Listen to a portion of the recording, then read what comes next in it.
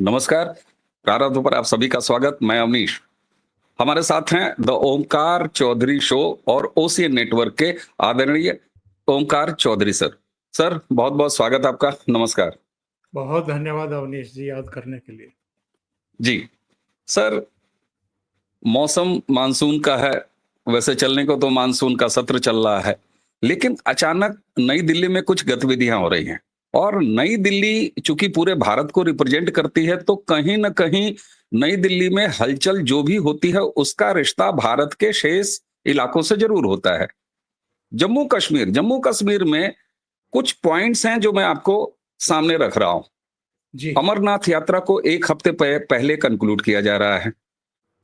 इस बीच में 5 अगस्त हालांकि बीत रही है, लेकिन अमरनाथ यात्रा को अपने तय समय से एक हफ्ते पहले कंक्लूड करना। दूसरा, अर्धसैनिक बलों और सुरक्षा बलों की गतिविधियों में थोड़ी तेजी आई है पूरे घाटी में, ये देखा जा रहा है। उसी के साथ घाटी के नेता जो हैं, कश्मीर के जो नेता हैं, मैं जम्मू के नेता नहीं कह रहा, मैं कश्मीर के नेताओं की बात कर रहा हूं, उनकी आवाजें निकल के आ रही हैं और बहुत सारी चर्चाएं घाटी में तैर रही हैं जो कि सूत्रों से छन छन के बाहर आ रही हैं। सवाल यह है कि कुछ इलाकों में यहां तक चर्चा चल गई कि साहब जम्मू को अलग किया जा रहा है। इसी के साथ साथ स्टेटहुड की बहाली, ये एक बड़ा सीरियस मुद्दा है जो कि घाटी में लगातार चल रहा है। इस बीच में प्रधानमंत्री गृह मंत्री जी का महामहिम राष्ट्रपति जी से भेंट। अगर काम की लिस्ट देखी जाए तो बिल्स और हाउस दोनों चल रहे हैं, तो तमाम बिल जो सरकार के हैं वो तो है ही हैं। उसी के साथ धनखड़ साहब की विदाई के बाद उपराष्ट्रपति का पद, उसके लिए भी नोटिफिकेशन है, तो वो डिसीजन। इसी के साथ साथ एक जो बेहद महत्वपूर्ण बात है ये आई है, जो कि परंपरागत रूप से नहीं रहती है, कि मानसून सत्र हमेशा कम से कम 15 अगस्त से पहले कंक्लूड कर लिया जाता है, लेकिन इस बार उसको एक हफ्ते के लिए बढ़ाया गया है। यानी मानसून सत्र 15 अगस्त के बाद भी चलेगा। ये मैंने आपके सामने कुछ हलचल, कुछ गतिविधियां रखी। आप कैसे देखते हैं इसको? क्या कुछ बड़ा होने जा रहा है जिसकी आहट दिल्ली में दिखाई दे रही है सर? अवनीश जी, आपने बहुत महत्वपूर्ण बिंदु दर्शकों के सामने रखे हैं। मैं एक एक करके उन पर आता हूं और फिर उन संभावनाओं पर हम बात करते हैं कि इनमें से किस संभावना की तरफ हमारा ज्यादा लग रहा है कि ये हो सकता है। कुछ घटनाएं भी हुई हैं इस बीच। पहलगाम घटना के बाद ऑपरेशन सिंदूर हुआ है। पाकिस्तान को दो तरफा चोट भारत ने दी है। उनके आतंकी ठिकानों को नेस्तनाबूद किया गया। उनके जितने एयरबेस थे उनमें से कम 11 एयरबेस को चोट पहुंचाई गई। उसको घुटनों पर लाया गया, सीज फायर हुआ। उससे पहले जम्मू कश्मीर में भी 9 आतंकवादियों के घरों को नेस्तनाबूद किया गया था, ध्वस्त कर दिया गया था। यानी सरकार की इच्छा शक्ति अब आतंकवाद को लेकर के वाकई जीरो टॉलरेंस की है। किसी भी स्थिति में बर्दाश्त ना करने की का एक स्टैंड है। वैसे तो 2014 से ही है, लेकिन पहलगाम की घटना के बाद ऐसा लगता है कि जिस तरीके से अमित शाह के नेतृत्व में इस समय नक्सलवाद के खिलाफ एक निर्णायक कार्रवाई हो रही है और एक डेडलाइन तय कर दी गई है, अब उसी तरीके से आतंकवाद को भी समूल नष्ट करने या उनको एक दायरे में बस समेट देने की कोशिशें और तैयारियां शुरू हो चुकी हैं। और इधर अगर हम देखें तो पहलगाम की घटना के बाद 6 मुठभेड़ें हुई हैं आतंकवादियों के साथ, जिसमें 21 आतंकवादी मार गिराए गए हैं। इनमें 12 पाकिस्तानी थे और 9 जम्मू कश्मीर के अलग अलग जिलों के रहने वाले थे। और जो पहलगाम के असली दोषी थे, उनका महादेव हिल्स के पास जो हश्र हुआ है वो सबने देख लिया है। वो पाकिस्तान ने भी देख लिया है, हमारे विपक्षी दलों ने भी देख लिया है। जो इन लोगों को कवर फायर देते थे, जो इनको संरक्षण देते रहे, छिपाते रहे, उन्होंने भी देख लिया है। एक बात अमित शाह ने गृह मंत्री रहते हुए सदन के पटल पर कही है। आमतौर पर यह बात नहीं कही जाती है, अवॉइड किया जाता है। उन्होंने कहा है कि उनके माथे में गोली मारी गई है। तो ये एक बहुत बड़ा मैसेज दिया गया है अवनीश जी। इसका मतलब ये है कि सेना के लोग उनके इतने करीब थे, या वो सेना की पकड़ में थे, तब उनको शूट किया गया है, उनको माथे में सीधे गोली मार करके। और उनके शवों की हालत देख करके हम समझ सकते हैं कि उनको क्या ट्रीटमेंट दिया गया है। इसी से जुड़ा हुआ एक और सवाल अब उपजता है, खड़ा होता है। वो है ये कि अगर सेना उनके इतने पास थी कि सीधे उनके माथे में गोली मारी गई है, तो जाहिर है उनके मारे जाने से पहले कुछ ऐसा इनपुट आया है सेना के पास, या सेना को दिया गया है उनके द्वारा, कि सेना जो है वो उसने ऊपर तक वो चीजें पहुंचाई हैं। और ये एक कोई बहुत बड़ी साजिश हो सकती है। अभी जो सूचना है वो ये है कि घाटी में कुल मिलाकर के ही विदेशी यानी पाकिस्तानी भी और हिंदुस्तान के भी 120 के आसपास आतंकवादी बचे हुए हैं। क्या कोई बड़ी वारदात करने के करीब थे ये लोग? और चूंकि अमरनाथ यात्रा चल रही थी, तो अगर कोई बड़ी वारदात करने में ये कामयाब हो जाते, अगर कोई सेना को इस तरह की इंट्रोगेशन में या दूसरी चीजों में या सैटेलाइट टॉक्स के जरिए, बहुत सारे साधन और स्रोत होते हैं सेना के पास, क्या कोई सूचना मिली है? क्योंकि NSA-IB के जो डायरेक्टर हैं और जो सेनाओं के अध्यक्ष हैं, इन सब की भी मीटिंग्स हुई हैं। खुद अमित शाह साहब ने उसको हेड किया है।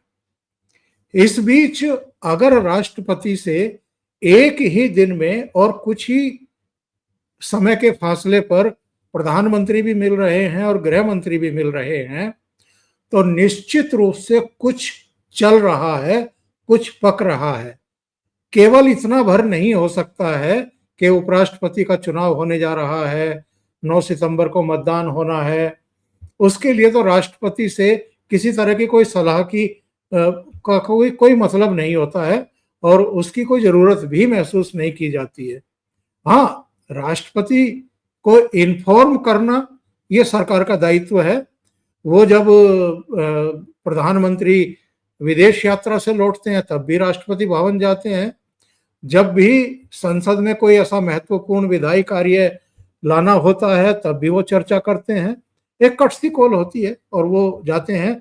और ये तो खैर इनके अपने खुद के बनाए हुए राष्ट्रपति हैं, लेकिन इनसे पहले जब प्रणब मुखर्जी थे तो भी प्रधानमंत्री उनको बहुत सम्मान पे करते थे और उनको भी साझा करते थे बहुत सारी गतिविधियां, और कुछ सलाहें भी उनके साथ वो लेते थे।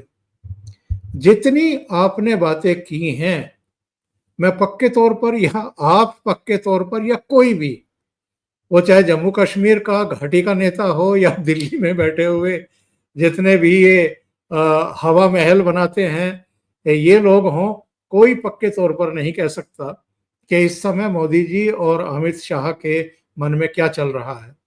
कल रात में एक चैनल देख रहा था, उस पर तो ये तक कह दिया गया कि पूर्ण राज्य का दर्जा बहाल करने की तैयारी हो रही है। तो उमर अब्दुल्ला को एक ट्वीट करना पड़ा। उन्होंने कहा कि मत करिए, ये अंदाजे मत लगाइए, ऐसा कुछ होता हुआ दिखाई नहीं दे रहा है। और ये क्यों हवा के घोड़े दौड़ाए गए थे? क्योंकि अभी उमर अब्दुल्ला गुजरात के दौरे पर थे, तो वो स्टैचू ऑफ यूनिटी के सामने जाकर के उन्होंने कोई वीडियो जारी किया था। तो इन लोगों को लगा होगा कि भाई कुछ तो पक रहा है, जैसा मतलब एक लुटियन मीडिया की आदत बनी हुई है। क्योंकि जब से प्रधानमंत्री नरेंद्र मोदी बने हैं तब से इनको अंदर की खबरें मिलनी बंद हो चुकी है। किसी भी मंत्रालय में, चाहे पीएमओ हो, होम मिनिस्ट्री हो, विदेश मंत्रालय हो, वित्त मंत्रालय हो, हर जगह तो इनकी एंट्री बंद है। डिफेंस मिनिस्ट्री हो, इनको कोई पता नहीं। एक बार तो अरुण पुरी ने अपने प्रोग्राम में कह दिया था कि आपने तो हमारी दुकान बंद कर दी है। तो मोदी जी ने कहा था कि चलो आज तो मैं आपकी दुकान चला ही देता हूं। तो ये सब फ्रस्ट्रेटेड हैं और ये कयासबाजी लगाते रहते हैं। लेकिन एक बात आपने बहुत महत्वपूर्ण कही है, ये आरएसएस की तरफ से भी बहुत लंबे समय से डिमांड है कि जम्मू कश्मीर को 3 हिस्सों में डिवाइड किया जाए। लेह लद्दाख को ऑलरेडी पहले कर चुके हैं। एक बड़ा प्रेशर इस सरकार के ऊपर है कि ये जो घाटी के 3 साढ़े 3 जिले हैं जहां सबसे ज्यादा बदतमीजियां हो रही हैं, लगातार हो रही हैं, और इतनी फोर्स, इतना पैसा और इतने बलिदान, पता नहीं, मतलब एक आंकड़ा दिया था अमित शाह साहब ने 5 अगस्त 2019 को लोकसभा में और राज्यसभा में 6 अगस्त को, कि 44,000 लोग मारे गए हैं आतंकवाद की वजह से। इतना बड़ा नुकसान हुआ है। तो सवाल ये है कि क्यों ना इनको 3 साढ़े 3 जिलों तक सीमित कर दिया जाए और वहां फिर आसानी होगी। हालांकि कोई वार्डबंदी नहीं की जाती है एक राज्य और दूसरे राज्य के बीच में, लेकिन वहां का अपना एक प्रशासन होता है, वहां की चुनी हुई एक सरकार होती है, उसकी अपनी पुलिस, और जब जरूरत पड़ती है तो अर्धसैनिक बलों को भी केंद्र से लिया ही जाता है। तो वहां बेहतर इंतजाम हो सकते हैं। लेकिन एक नया ट्रेंड भी हम और आप देख रहे हैं अवनीश जी।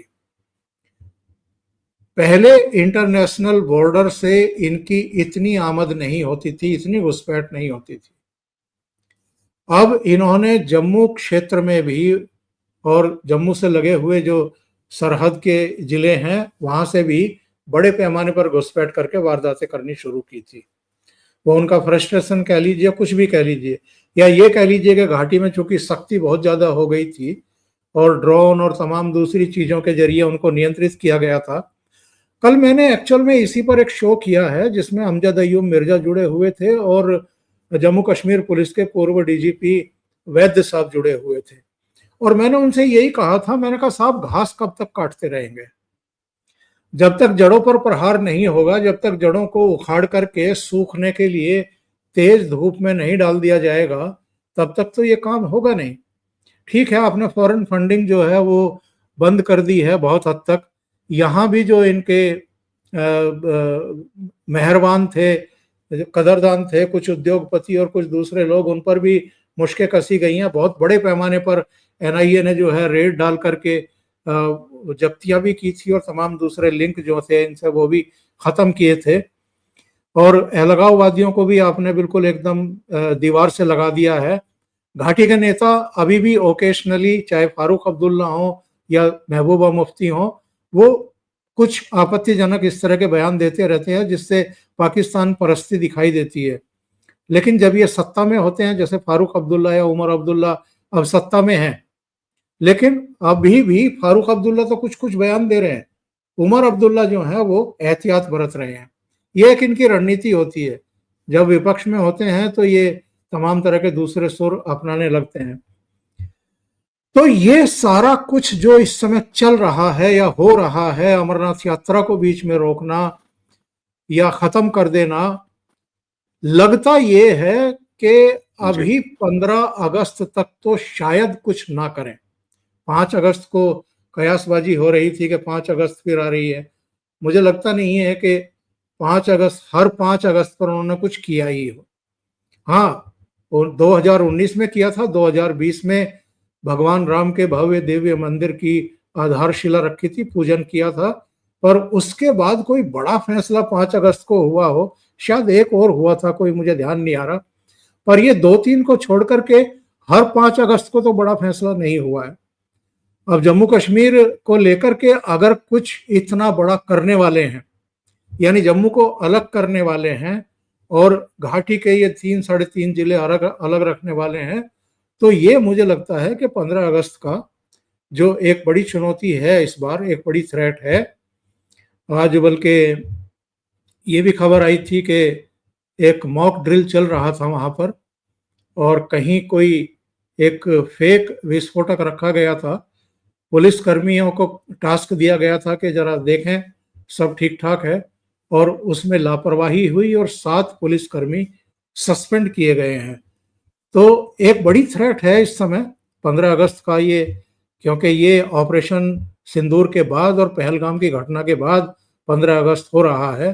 तो ये ठीक तरीके से निपट जाए, मुझे लगता है कि उसके बाद वाले सप्ताह में कुछ ना कुछ तो होगा अवनीश जी, जिसके बारे में हम सिर्फ और सिर्फ कयास लगा सकते हैं। अभी कॉन्क्रीट जानकारी किसी के पास भी नहीं होगी उसको लेकर के। बिल्कुल सर। और आपने उस बिंदु को जो इतने महत्व से आगे बढ़ाया कि जम्मू को अलग किया जा सकता है। तो आज जो नए उम्र के हमारे दर्शक हैं, उनको याद अगर करा दें, तो भारतीय जनता पार्टी सर शुरू से छोटे राज्यों की हिमायती रही है, और भारतीय जनता पार्टी की अटल बिहारी जी की सरकार ने ही, आप देखिए तो उत्तराखंड और मध्य प्रदेश से छत्तीसगढ़, बिहार से झारखंड, तो ये एडमिनिस्ट्रेटिव पॉइंट ऑफ व्यू से ये एक वैचारिक इनकी नीति रही है भाजपा की। तो अगर इस तरफ भी सोचा जा सकता है तो इसमें कोई हर्ज नहीं है। सर, एक घटना और हुई, जी। राष्ट्रपति से मुलाकात किया गृह मंत्री जी ने, प्रधानमंत्री जी ने, लेकिन उसके बाद हाई लेवल मीटिंग अपनी इंटरनल सरकार के लोगों की ही, वो तो समझ में आती है। सर, एनडीए की एक कॉम्प्रिहेंसिव मीटिंग हुई, इसका क्या संकेत हो सकता है कि भाई सरकार का तो ठीक है, लेकिन गठबंधन की मीटिंग, ये इससे कुछ आप संकेत निकालते हैं? देखिए, इसी से जुड़ा हुआ हो सकता है जो अहम फैसला होने जा रहा है, और चूंकि एक सरप्राइज एलिमेंट हमेशा रहता है प्रधानमंत्री के फैसलों में, और जो भी वो कर रहे होते हैं, तो ये अब इंडिपेंडेंटली वो 282 वाली या 303 वाली भारतीय जनता पार्टी की सरकार तो नहीं है। 240 सीटों वाली सरकार है, जो एनडीए के गठबंधन सहयोगियों के सहारे ही चल रही है। ये अलग बात है कि 2014 से 2019 और 2019 से 2024 वाली सरकार के जो तेवर थे, उससे रत्ती भर भी कम नहीं है, और उतनी ही मजबूती से मोदी जी फैसले ले रहे हैं। और अगर हम इंटरनेशनल लेवल पर थोड़ा सा नजर दौड़ाएं इस समय, जिस तरीके से अमेरिका के साथ ये नए सिरे से टसलबाजी शुरू हुई है, तो उसके मद्देनजर भी कम से कम सरकार का बहुत मजबूत बने रहना, एकजुट बने रहना इस समय बहुत जरूरी है। तो तमाम चीजें हैं, अब उनको लेकर के जरूर प्रधानमंत्री ने या गृह मंत्री ने ब्रीफ किया होगा अपने एनडीए सहयोगियों को। जी। और जिस तरीके से ये वक्फ बिल लाया गया था, और उस समय भी इनको उम्मीद थी कुछ विपक्षी दलों को कि सरकार गिर जाएगी, उसको मुश्किल होगी पेश करने में, पास करने में, सिरे चढ़ाने में, ऐसा कुछ हुआ नहीं। तो ये लोग, जैसे जब सरकार बनी थी तीसरी, जब मोदी जी की शपथ हुई थी, तो मल्लिकार्जुन खड़गे का बयान क्या आया था? उन्होंने कहा था कि ये अल्पमत की सरकार है, ये तो कभी भी रेत की दीवार की तरह भर भरा करके गिर जाएगी। अब इन सब लोगों को हो रही है बहुत हताशा, निराशा। अब ये हाय हल्ला तो कर रहे हैं प्ले कार्ड हाथ में लेकर के, उस मतदाता सूचियों के सत्यापन को लेकर के भी, लेकिन सुप्रीम कोर्ट ने उस मामले में भी इनको झटका दिया और कहा कि ये पूरी तरह संवैधानिक है, ये कोई पहली बार प्रक्रिया नहीं अपनाई जा रही है, हर राज्य में होता है, हर साल होता है, बल्कि हर समय चलता रहता है।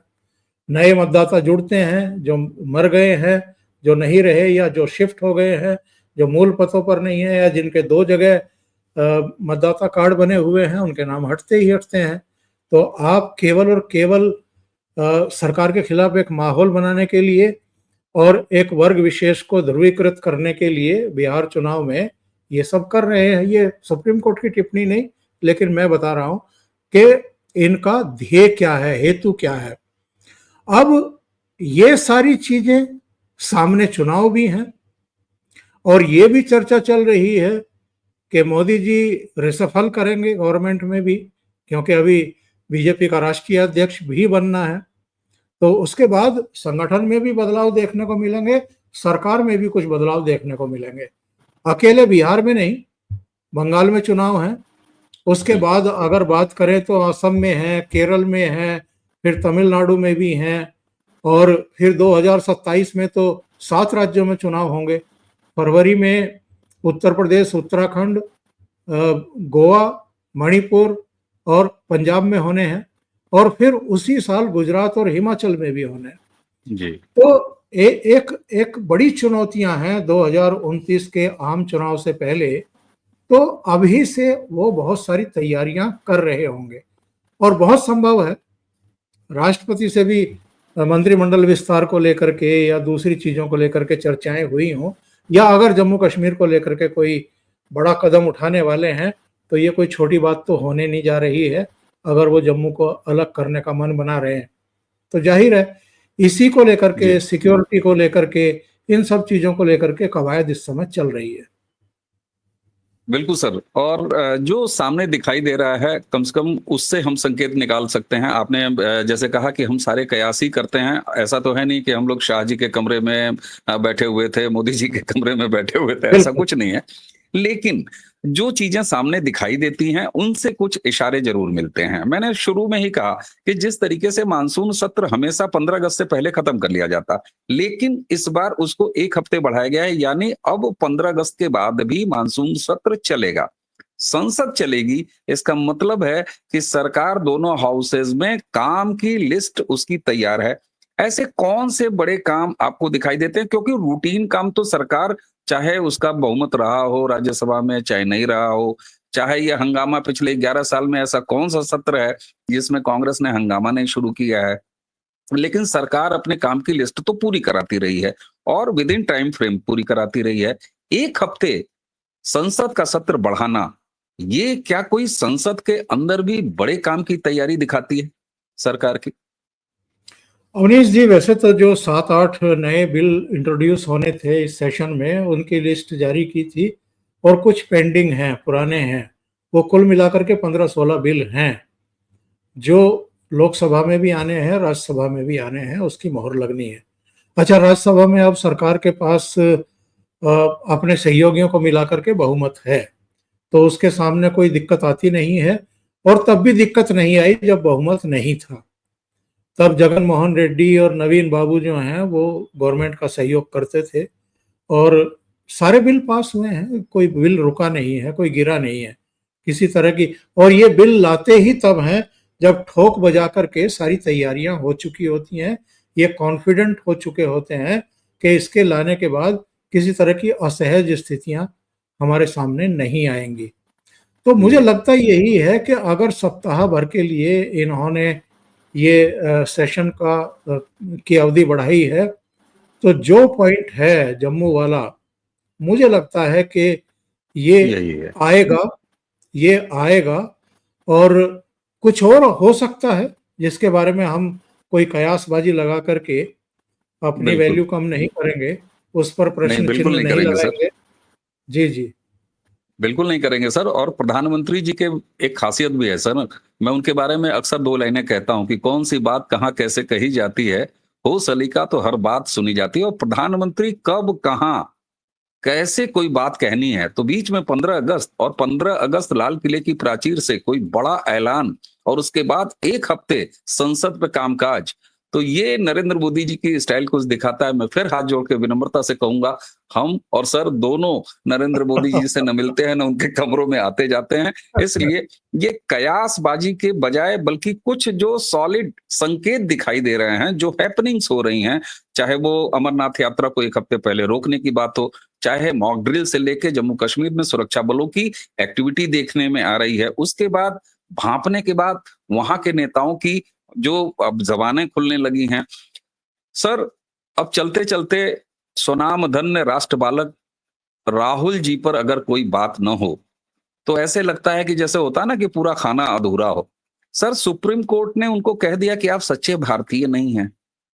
सर, केवल सच्चे भारतीय नहीं है आप कह देना और मीडिया में ब्रेकिंग बन जाना कि लताड़ दिया सुप्रीम कोर्ट ने, सर ये सीरियल ऑफेंडर हो चुके हैं राहुल गांधी। चाइना को लेकर जो इन्होंने भारत जोड़ो कथित भारत जोड़ो आंदोलन अपनी यात्रा थी उसमें जो कहा था, सर राहुल गांधी के ऊपर चाहे इलेक्शन कमीशन की वैधानिकता, उसकी प्रामाणिकता पर संदेह, सुप्रीम कोर्ट ने सीधे कह दिया कि चाइना में आप बड़बोलापन करते हैं, आप सदन में सवाल पूछिए। अभिषेक मनु सिंघवी ने कहा कि नहीं साहब, सदन में ये सवाल पूछने के लिए नहीं आए, तो फिर क्या करने भाई बहन और माताजी सदन में बैठे हुए हैं। राहुल बिल्कुल। गांधी की राजनीति इस समय कहां जा रही है, क्योंकि उनके लिए तो 2029 का एग्जाम है सर, ये सीएम वाला एग्जाम तो उनके लिए है नहीं। राहुल गांधी आखिर किस मानसिक अवस्था में पहुंच गए हैं सर? देखिए, मैं कहूंगा फ्रस्ट्रेशन। इस परिवार को लगता है कि हम तो राज करने के लिए ही हुए हैं और इस देश की जनता ने अब तय कर लिया है, संभवतः तय ही कर लिया है कि नहीं, एनफ इज एनफ, बहुत हो गया। क्योंकि लोग बहुत माइन्यूटली चीजों को ऑब्जर्व करते हैं और अब तो चूंकि सोशल मीडिया का जमाना है, तो मिनटों में आप कोई भी अटैक करेंगे इस सरकार पर किसी भी मुद्दे को लेकर के, और ये साबित करने की कोशिश करेंगे कि जैसे जो भी गड़बड़ हो रही है या हुई है वो केवल और केवल 2014 के बाद बनी इस सरकार की वजह से ही हुई है। ऐसा तो है नहीं। आजकल तो लोग तुरंत एक्सपोज करते हैं, एक पूरी लिस्ट आ जाती है कि नेहरू के समय क्या क्या हुआ था, इंदिरा गांधी के समय क्या हुआ था, राजीव गांधी या मनमोहन सिंह या पीवी नरसिम्हा राव के समय क्या हुआ था। तो ये सारी चीजें अब देश के सामने आने लगी हैं और लोग अब बहुत जागरूक हैं। आप 10 लोगों से बात करोगे तो उनमें से 8 जो हैं वो आपको कहेंगे कि नहीं, मोदी जी अच्छा काम कर रहे हैं। 1-2 कांग्रेस का समर्थक मिल जाएगा। इनको इस हकीकत का अंदाजा हो चुका है कि चुनावी राजनीति में हम नरेंद्र मोदी को जीत नहीं सकते और हम सत्ता में वापसी नहीं कर सकते। इसलिए चाहे लंदन में बैठ करके या वॉशिंगटन में बैठ करके या कहीं भी पार्लियामेंट के बाहर भी, अब आप मुझे बताइए, आप पार्लियामेंट में एक जैसे गली का गुंडा बिहेव करता है उस अंदाज में आप बिहेव करते हुए दिखाई देते हैं। आप स्पीकर को कहते हैं बोलने दीजिए मुझे। आप नेता प्रतिपक्ष हैं भाई, आपकी एक सभ्य भाषा होनी चाहिए। आपके संस्कार क्या हैं, लोग इसको नोटिस करते हैं।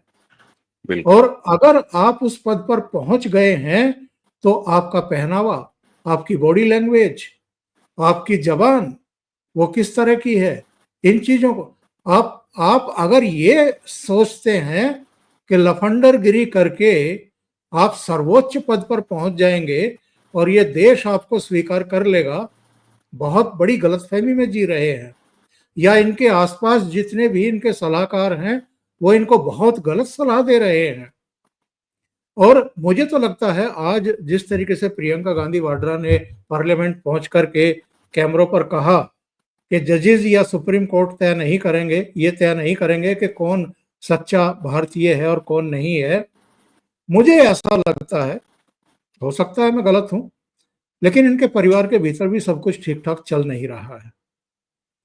प्रियंका गांधी वाड्रा कब चुप होकर के बैठ जाएं, कब गायब हो जाएं सीन से और कब अचानक आकर के बैटिंग करना शुरू कर दें, ये बहुत शार्प तरीके से खेल को खेल रही हैं।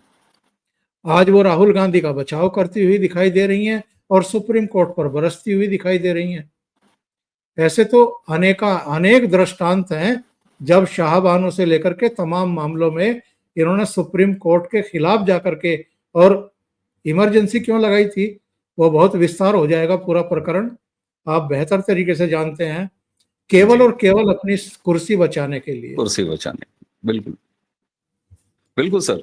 और 5 तारीख को सब लोग बड़ी अपेक्षा रखते हैं, लेकिन सर कुछ थोड़े से मीठे और ढेर सारे खट्टे अनुभवों के साथ पूर्व गवर्नर श्री सत्यपाल मलिक साहब, उनका आज देहांत हुआ। अब उन पर क्या चर्चा की जाए, हालांकि हमारे यहाँ सनातनी संस्कार ये कहते हैं कि नहीं साहब, जब कोई नहीं रहे तो उस पर चर्चा नहीं की जाती। लेकिन शहादत हसन मंटो की लाइन मुझे याद आती है, वो कहे कि नहीं, ऐसा नहीं होना चाहिए कि जो नहीं रहा उसके बारे में चर्चा ही क्या, उसकी समीक्षा नहीं होनी चाहिए। और अगर हालिया याद आता है तो एक फूड ब्लॉगर होते थे, बहुत सारे लोग उनको पत्रकार कहते हैं, लेकिन मैं उनको फूड ब्लॉगर के तौर पर ही जानता हूँ, स्वर्गीय विनोद दुआ। तो ये हमारे संस्कार हैं सर, नहीं रहने पे हम स्वर्गीय ही लगाते हैं। लेकिन धनखड़ साहब तक आते-आते ये परंपरा अब निश्चित तौर पर प्रधानमंत्री जी के लिए, उनकी टीम के लिए ये हो गया है कि वैचारिक प्रगाढ़ता अगर नहीं है, तो व्यक्ति के कमिटमेंट में इसी तरह के कमी देखी जा सकती है। खैर, नहीं रहे मलिक साहब तो उन पर अब बात नहीं करेंगे। सर, आपने मैंने जो बिल्कुल बाल प्रश्न के रूप में कुछ हरकतें, कुछ बिंदु आपके सामने रखे और उसको आपने बड़े विस्तृत तरीके से न सिर्फ संकलित किया, विश्लेषित किया, इसके लिए आपका बड़ा धन्यवाद, बहुत-बहुत धन्यवाद। और दर्शकों, देखिए क्या होता है, बरसात का मौसम है, चाय पकौड़ी के साथ इंतजार कीजिए। क्यों? क्योंकि सदन का काम अगर 1 हफ्ते बढ़ाया है, तो एक्स्ट्रा क्लास वही बालक करते हैं जिनको अच्छे नंबर लाने होते हैं। इन्हीं संकेतों के साथ आज की ये चर्चा अब यहाँ समाप्त करेंगे। सर, आपको बहुत-बहुत धन्यवाद। दर्शकों, इसी के साथ मुझे और ओमकार सर दोनों को आज्ञा दीजिए। नमस्कार, प्रणाम, जय जय श्री राम। जय जय श्री राम।